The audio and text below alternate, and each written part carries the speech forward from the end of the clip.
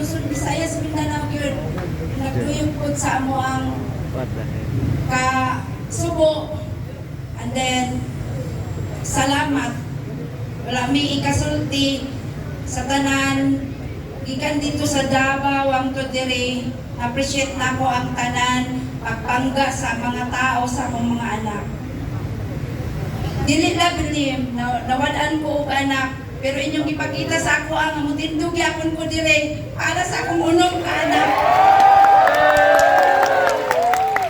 Sakit man, pero tana, tabangan ko ni Lord na mahinay-hinay nga madawat.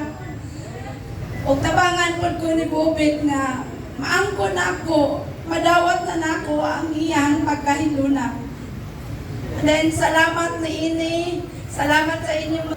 Dili na ako may isa-isa, pero murag didot kita akong una-una tanan.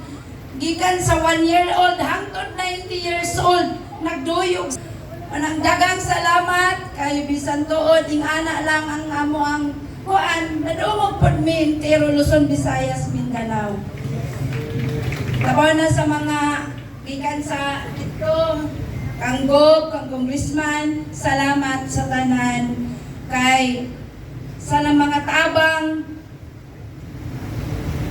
dili mabayaran tanan nya dinhi na ko taman kay murag kaas-taas na pud amo ang biyahe. Daghang salamat sa tanan, labaw na tong naghatag sa unsa na printing sa akong anak. Salamat.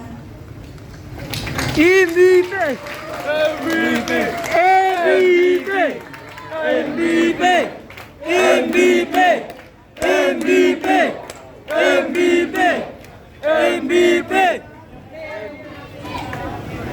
Spotted.